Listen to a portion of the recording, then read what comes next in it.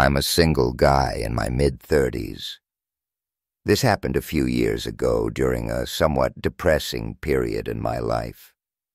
I had just broken up with my girlfriend of 5 years, the girl I thought I'd be marrying one day and starting a family with. It's safe to say I was pretty lost at that time. I can't lie.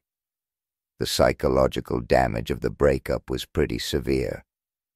I spent entire weeks sulking and forgetting to take care of myself. I'd wake up, talk to no one, go to work, talk to no one, and come home to spend the rest of the day in bed. The weekends were even worse. I'd forget to eat, and I wouldn't leave the house. I'd binge-watch movie after mind-numbing movie, not even realizing what I was watching half the time. But enough with the sob story. I'm much better now, although I still often think about the life I could have had if things went differently. Anyway, it was a Saturday night. I was slumped on the couch, barely moving, except to hit play on another random movie. I couldn't even tell you what it was. Just another mindless action flick I'd forget about by the time it ended. For context, I was in my room, which is on the second floor of my house. I have a couch and a TV in my bedroom, so I typically never watch TV anywhere else but there.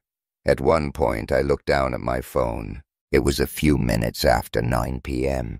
I remember that distinctly because my mom was calling me for like the 4th time that day.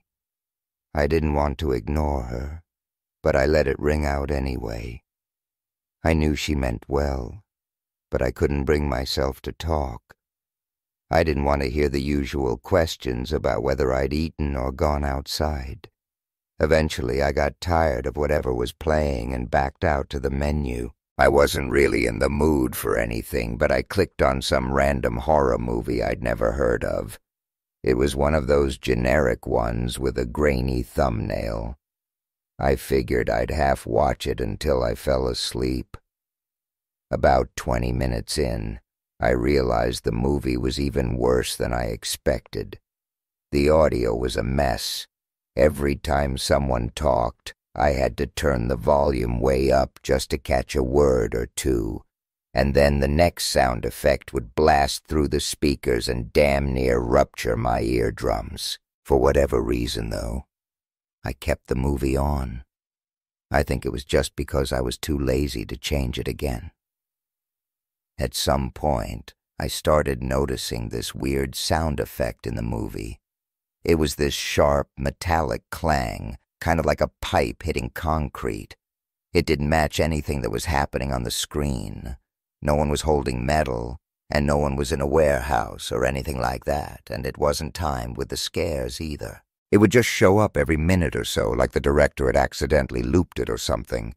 Same exact sound, same volume, and same pitch. It was almost too consistent to be a coherent sound design choice. That plus the fact that the rest of the audio was mixed so poorly made me question how the movie had even made it to streaming platforms. The poor quality of the movie actually made it harder to turn off, partly because I was enjoying criticizing it, but also partly because I needed to see how something so terrible would play out. About halfway through, I got up to use the bathroom, and for whatever reason, I actually paused the movie instead of not caring enough about what was going on. When I got back and sat down, I grabbed the remote and hovered over the play button, but right as I was about to press it, I heard that sound again. That same sharp metallic clang, except this time, the movie was paused. I froze for a second, just staring at the screen. No audio, no movement. But the sound had been clear as day, and it had come from somewhere inside the house. That's when it clicked. It had never been part of the movie. I stayed completely still, trying to make sure I hadn't imagined it. I watched the paused screen and just listened, hoping my mind had just been playing a trick on me. But then, about 45 seconds later, there it was again. The exact same clang. I didn't waste another second. I immediately jumped up, grabbed a knife from my desk, and started moving room to room, frantically checking every place someone could possibly be hiding.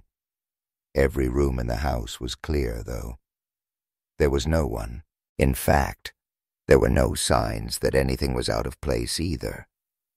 But as I walked back up the stairs with my heart still pounding, I heard the clang again.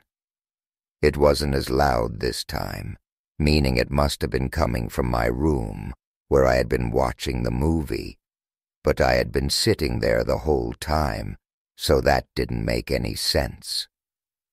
That's when it hit me. I had a few windows open. It was spring, and the weather had finally started warming up, so I'd gotten into the habit of cracking them in the evenings to let some air in. I started thinking maybe the sound wasn't coming from inside the house at all.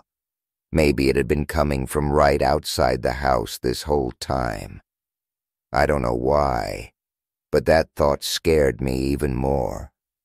I went over to the window and pushed the curtain aside just enough to get a look at the backyard. And there it was. One of the deck chairs was sitting out in the middle of the lawn, maybe 20 feet from the house, and standing next to the chair was a kid. A young kid. I couldn't really make out any of his facial features given that it was so dark out, but the silhouette was way too small to be an adult. It was 100% a little kid. He was holding what looked like a PVC pipe, which explained the noise I had been hearing. He must have seen me, because as soon as I looked out the window, he smacked the pipe against the chair. I instantly stepped away from the window and felt my body start filling with fear. I know it sounds silly that I was afraid of something like that, but I couldn't fathom what that kid was doing outside my house. Did he have some kind of mental disorder? It didn't make sense. And then I thought about the fact that he must have been standing out there for nearly an hour, which freaked me out even more. I tried to slow my breathing and think rationally. Maybe the kid was lost. Maybe he had wandered off from a nearby house and didn't know how to get back. I told myself I couldn't just stand there and do nothing, so I went down the stairs and made my way through the house toward the back door, trying to keep calm. I even turned on the porch light, thinking it might help the kid feel less spooked, or at least give me a better look at him.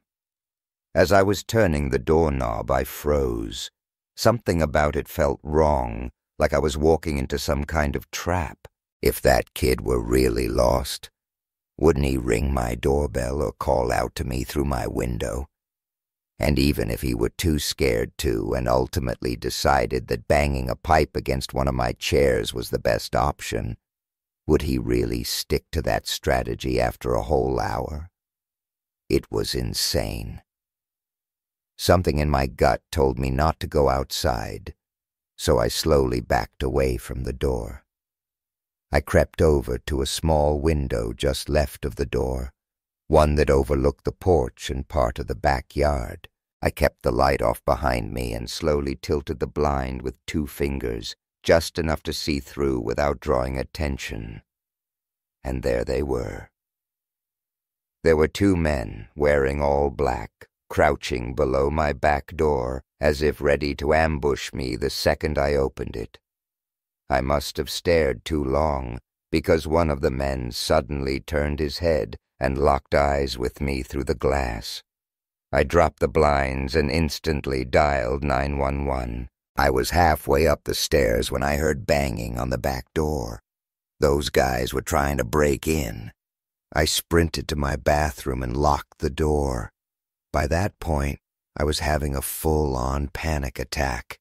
I felt like I couldn't move. I was struggling to breathe, honestly. Shortly after I got to the bathroom, I heard a crash from downstairs, followed by the sound of footsteps walking around below me. Those people were in my house. I heard a set of footsteps walking up the stairs, and I held my breath as they made their way down the hall. I saw the bathroom doorknob turn ever so slightly, followed by a loud bang, like they were trying to kick the door down. That made me lose it. I yelled at the top of my lungs that the police were on the way, and the person on the other side of the door instantly ran back down the stairs. A few seconds later, I heard one of the doors slam, then silence.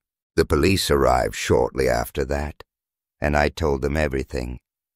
There wasn't much they could do. I didn't have any cameras, and I wasn't even able to give them any valuable information. The one thing that made them take things a little more seriously was the fact that there was a child involved. According to the police, that kind of involvement suggested whoever these guys were, they weren't just impulsive criminals. They were willing to go way further, and that was the scariest part for me, too. I don't like thinking about the poor kid's involvement in the whole thing. Every explanation I came up with is equally sickening. The police told me I was likely the target of a random attack, but the whole scheme was just way too elaborate in my opinion. Nothing has happened since, though, and I've since moved on with my life. I just really hope that kid is somehow safe, even though I know the odds are slim. It's currently 2024 as I'm writing this. I'm a senior and I'm graduating in a couple weeks. Let me give you all a very brief rant.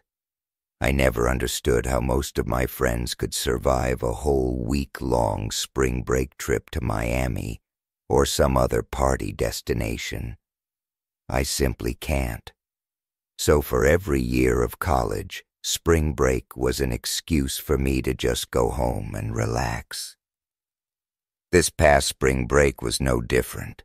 I'd essentially be going off the grid for a week, taking a break from grueling schoolwork and mindless drama. I was actually really pissed because I had been working on a flawless regrade request for a midterm I had just taken, and my scummy TA denied it for no good reason. But anyway, it was a Monday morning. I didn't really have any plans, just needed to get a workout in, but that was about it. I've always been a morning workout guy. It's the one thing that makes me feel like I have my life together. So even though I was home for spring break and technically had nothing to do, I still set my alarm for 6 a.m. and forced myself out of bed. I figured if I got to the gym early enough, I could beat the rush. By 6:20, I was already dressed, out the door, and on the road. The drive to the gym takes about 15 minutes, mostly back roads through quiet residential neighborhoods. Nothing ever really happens out there. It was definitely a nice place to grow up in, but a little boring once I got older and all my childhood friends started moving on with their lives.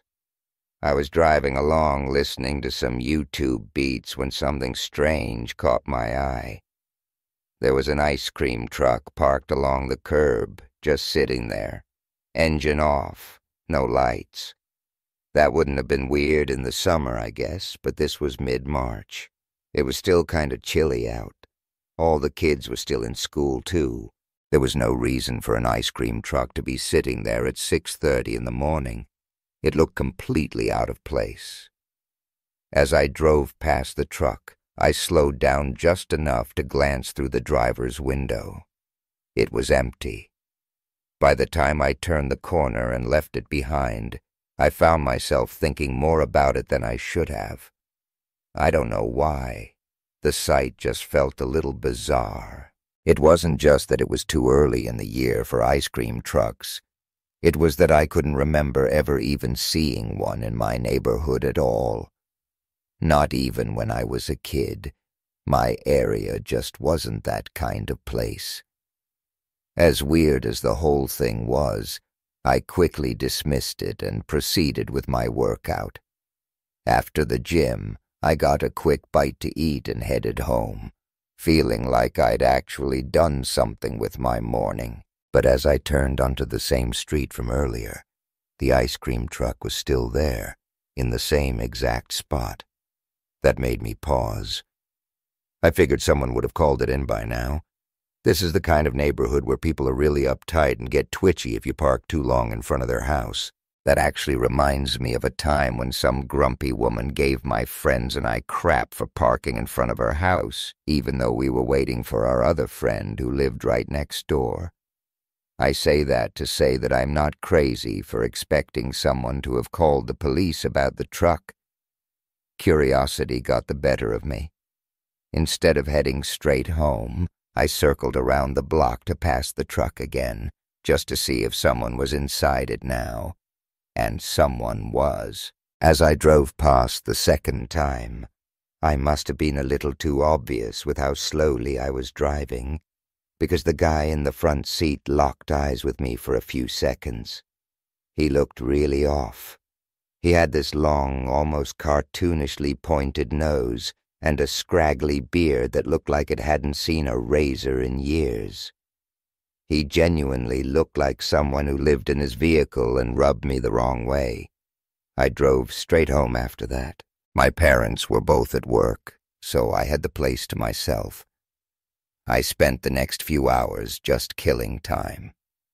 Sometime in the afternoon, I walked down the driveway to check the mail. As I got to the end of the driveway, I glanced down the street and nearly died inside. It was that same ice cream truck from before. It was parked across the street about 3 houses down. It wasn't facing me, but I had a feeling it wasn't just a coincidence. I didn't move for a second. I just stood there, trying to make sense of what I was seeing. Had that guy really followed me home? I knew he had. There was no other explanation. I grabbed the mail and walked straight back inside, trying not to make it obvious that I'd seen anything. Once I was upstairs, though, I went to one of the guest bedrooms. There's a window that overlooks the street from a better angle, so I pulled the curtain aside and peeked through. Sure enough, the ice cream truck was still there. I watched it for a few minutes, but nothing happened. I'm not sure what I expected to see, but I couldn't bring myself to look away. Eventually, I had no choice. I didn't have all day to spend staring out a window, so I tried to get some stuff done on my laptop. I couldn't focus, though. Every half hour or so, I'd feel the urge to go back to the guest room and glance out the window. Every time I looked, the ice cream truck was still visible, but it was in a different spot, which meant the driver was intentionally moving around the street for whatever reason.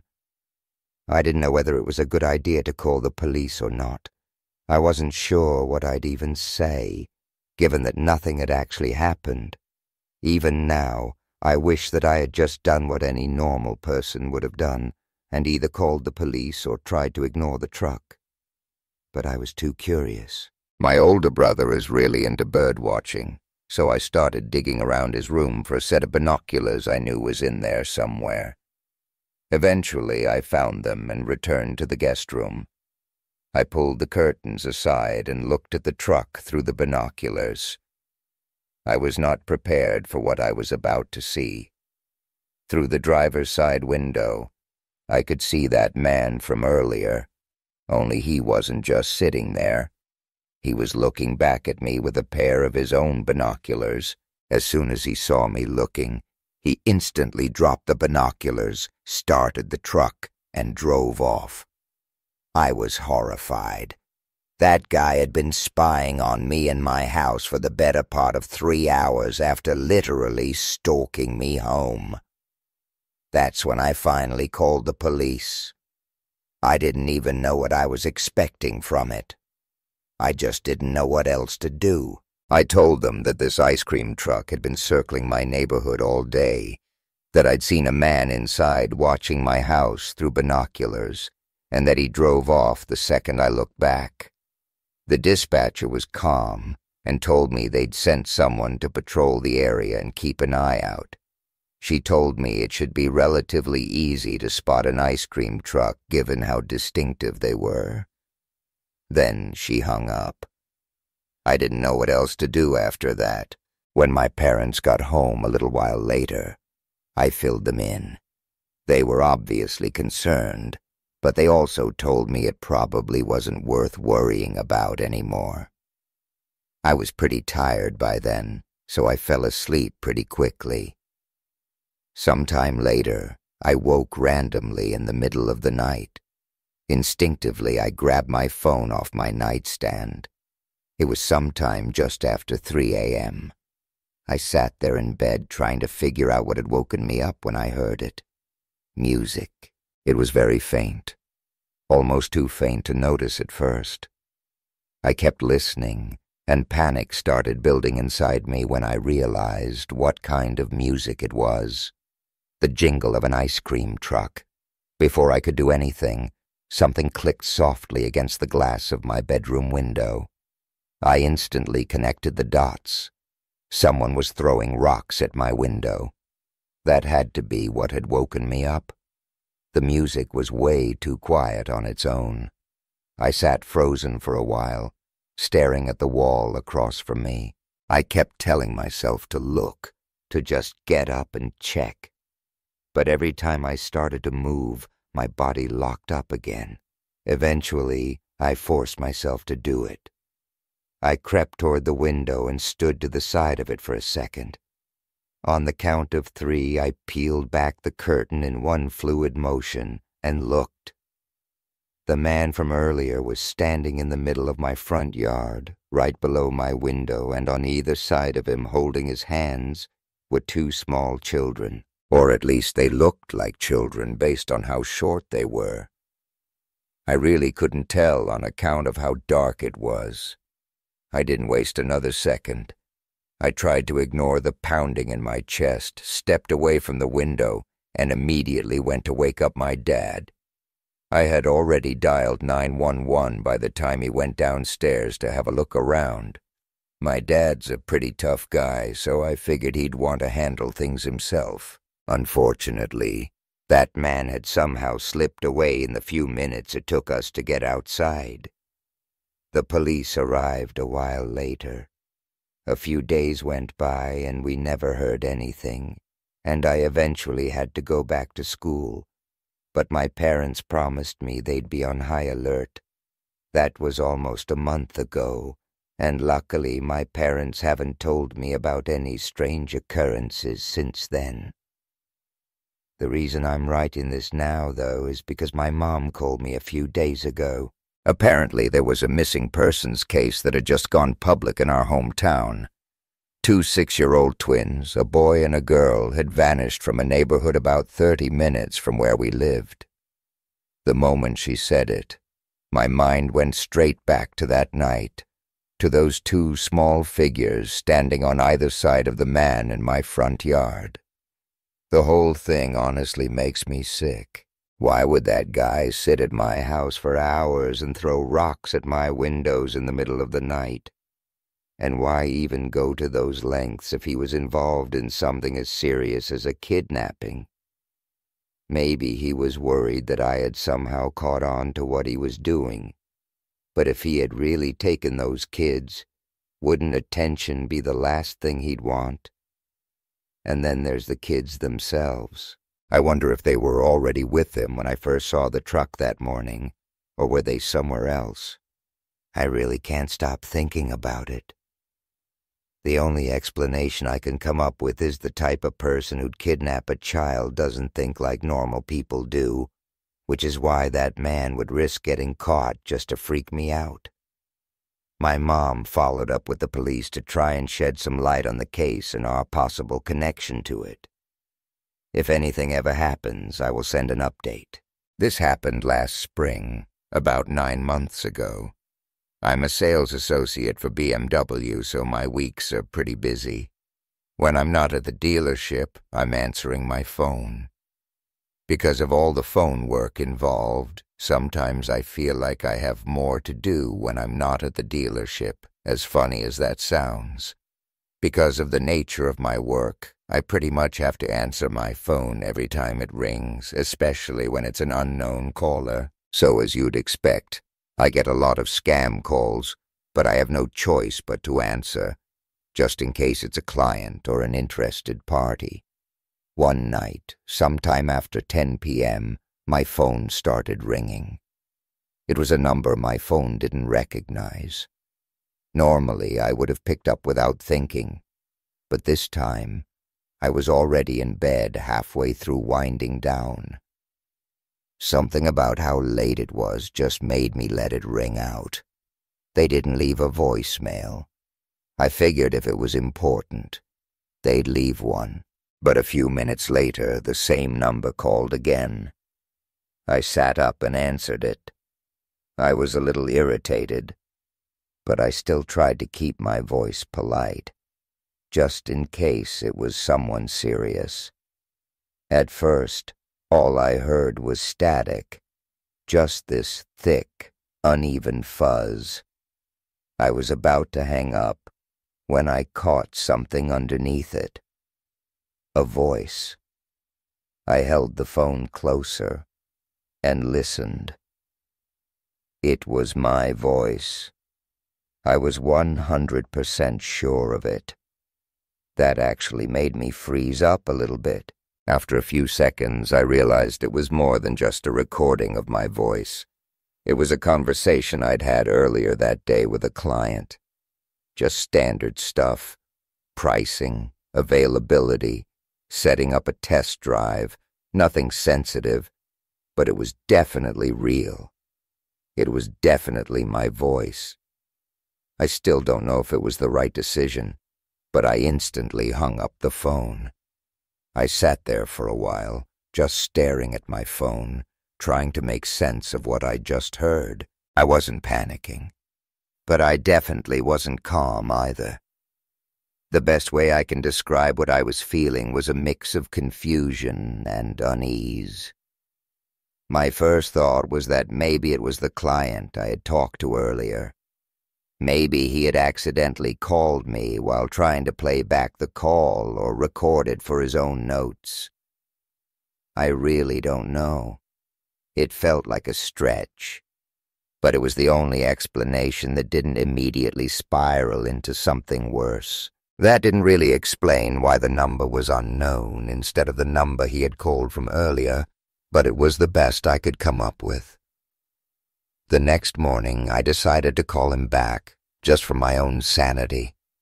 He answered right away and seemed totally normal, friendly even, but when I brought up the call from the night before, he had no idea what I was talking about. He sounded genuinely confused. I apologized for the mix-up and hung up, and for whatever reason, I believed him. The rest of the day was normal. I had a few appointments, followed up with some leads, nothing out of the ordinary. I didn't think too much about the call from the night before, but later that night, around the same time, I got another call. The number wasn't saved in my phone again, but it was different from the number that had called me the night before. This time I answered it immediately. Exactly what I was dreading happened. It was another static, heavy recording of a conversation I had that day with a client. A different client. A whole different conversation entirely. I hung up again without saying anything. That night was when it really started getting to me, because now it felt intentional, and I noticed something else. The recording didn't include the client's voice. It was only me talking like a one-sided call.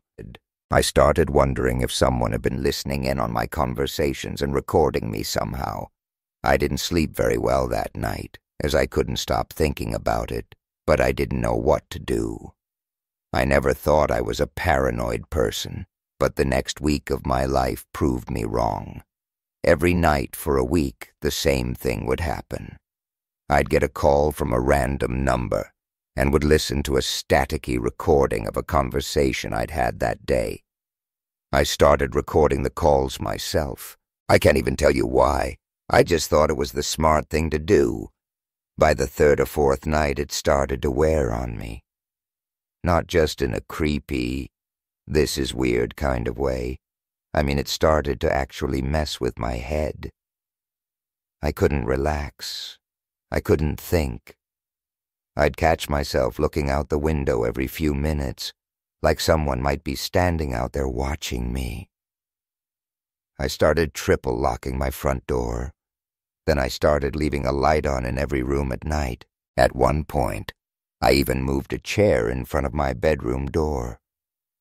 Looking back, it's really hard for me to explain any of these decisions, but my mind was in a very different place during that period. Anytime my phone rang, even during the day, I'd step outside and answer it from the safety of my car, where I could see every angle around me. It sounds crazy now, but I couldn't shake the feeling that I was being watched. At one point, I even brought it up with the police. I felt ridiculous doing it, but I figured if someone was monitoring me, I had to at least make some kind of report. The officer I spoke to was polite enough, but I could tell right away they didn't take it seriously. He said they could try looking into the numbers, but unless there was a direct threat or evidence of harassment, there wasn't much they could do. I don't know if they actually tried to trace the calls or just filed it away and forgot about it. Either way, it didn't help. If anything, it made me feel more alone in it. A few days later, though, the calls suddenly stopped. That week of obsessively checking my surroundings and answering calls from my car must have deterred whoever was harassing me. Part of me wanted to believe it was over, but I couldn't relax. If anything, the sudden absence of contact actually caused me to spiral even further into paranoia. My mom is schizophrenic, so I always figured I was predisposed to developing some kind of mental condition. But it was literally happening right before my very eyes. I was becoming one of those reclusive people who think the entire world is spying on them. I ended up getting a brand new personal phone number. It was a massive headache. Switching numbers meant having to re-establish contact with clients, update everything linked to my phone, and risk missing out on people trying to get in touch with me. But I did it anyway. I couldn't shake the feeling that my old number had been compromised somehow. After a few more days of radio silence, the thing I was dreading happened. One night after work, I got another call. It was exactly like the ones before it. I kept my cool, and instead of remaining silent and hanging up, I actually spoke. I said something along the lines of, "I don't know who you are or why you're doing this, but if it's money you want, I've got it." I went on to say that I'd happily pay to be left alone. I gave the person my address and said I'd be willing to meet, and then, for the first time, there was an actual voice on the other end. It sounded like they were using a voice changer, and all they said was, 11 o'clock, before hanging up. I know what you're thinking. Why the hell would I volunteer my address like that? Honestly, I can't answer that question. I was acting irrationally. I know that. But it's impossible for me to explain exactly how my mind was working during that time, so I'm not even going to bother. The next 4 days were the most traumatic and stressful moments of my life. I'm not sure how much I can even type out without getting too graphic, but here goes. I have a handgun in my house for personal safety. I grabbed it from my room, loaded it, and sat at my kitchen table and waited.